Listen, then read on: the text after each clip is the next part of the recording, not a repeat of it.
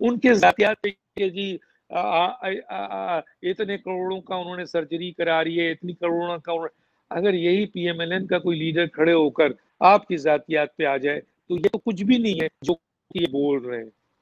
जो जो इनके केस डॉक्टरों के पास है, अगर वो खुल के सामने बताना शुरू कर दें तो शायद ये मुंह दिखाने के काबिल ना रहे। लेकिन डॉक्टर साहब बात यह है कि वो आप खुद कहते हैं कि इनको शायद, डॉक्टर साहब सरदार तनवीर इलियास साहब का आपने नाम लिया है, ये नाम पहले कभी सुना नहीं हमने इस हवाले से, अभी उनका नाम लिया जा रहा, बड़े फेवरेट हैं वहां पे, वजारत उज़्मा के उम्मीदवार हैं, वो जो किस्सा आपने पहले बताया उसमें भी है, और फिर दूसरा धड़ा वहां पे सुल्तान बैरिस्टर सुल्तान साहब भी हैं।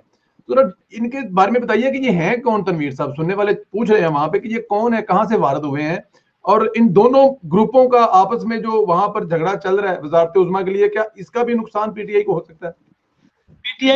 पीटीआई के बहुत सारे लोगों के मेरे पास मैसेजेस हैं जो वहाँ के जी ओहदेदार हैं, उन्होंने फोन किया मुझे और उन्होंने कहा, उन्होंने अपनी बातें बताई, मैसेजेस के जरिए बताया। देखिए सुल्तान साहब, बैरिस्टर सुल्तान साहब पुराने पीटीआई के हैं सियासतदान। और सियासतदान, और वो जो लोग उन्होंने जो टिकट के लिए रिकमेंड किया था वो ज्यादातर उन लोगों को किया था जो पीटीआई आजाद कश्मीर के मेन सियासी लोग थे। लेकिन सरदार तनवीर इलियास साहब इंडक हुए हैं, एक एटीएम मशीन है, सेंटोरस के मालिक हैं, अरबपति खरबपति लोग हैं।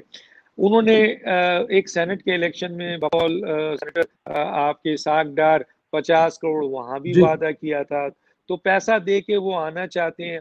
अब इमरान खान साहब के ऊपर डेफिनेटली ये उनको उन्होंने पूरा इख्तियार दे दिया है, इवन के टिकटों की तकसीम भी वो कर रहे हैं, पैसा भी वो खर्च कर रहे हैं, इलेक्टेबल को भी वो खरीद रहे हैं और जो भी है वो कर रहे हैं। तो उस हवाले से पीटीआई को बहुत बड़ा नुकसान पहुंचा है कि जो उनकी मेन तंजीम है वो पीटीआई से नाराज है।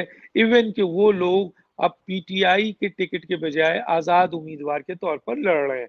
एक तो ये नुकसान पहुंचा है। दूसरा, मैंने कहा कि ये एक एटीएम मशीन है, इनको पावर हंग्री हैं, ये सेनेट में आना चाहते थे, पीएमएलएन ने इनको शटअप कॉल दी, और भी जगहों पर इन्होंने अप्रोच की कि इनको कोई मुकाम दिया जाए, पैसा इनके पास है, कहाँ से कमाया है, कहाँ से लाए हैं, ये तो कोई हुकूमत या इदारे इन्वेस्टिगेट करें तो बहुत कुछ मिल जाएगा। जो आदमी अरबों और खरबों रुपए ऐसे 1 अरब का जो आदमी डील कर रहा हो सिर्फ आपके एक ऑफिसर से कि 1 अरब दूंगा मुझे जिताओ और मुझे वजीर आजम बनाओ, तो बताइए इस पोजीशन में आने के लिए उसने पीटीआई को कितनी रकम दी होगी?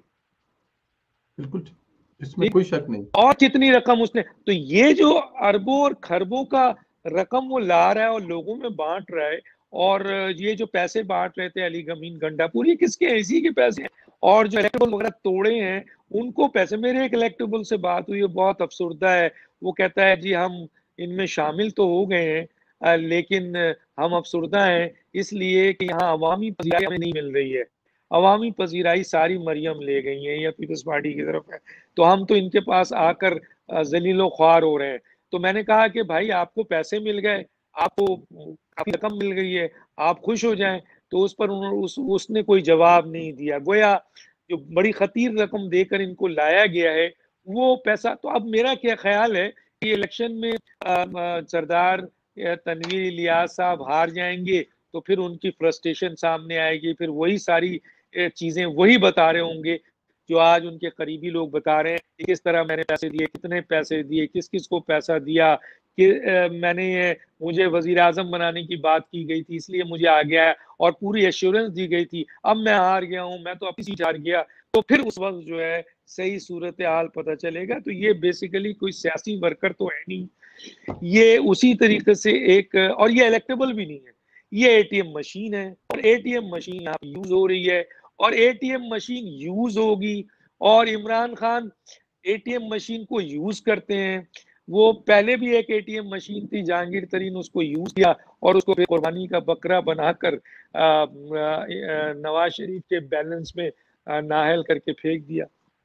तो ये एटीएम मशीन भी यूज होगी, आप वक्त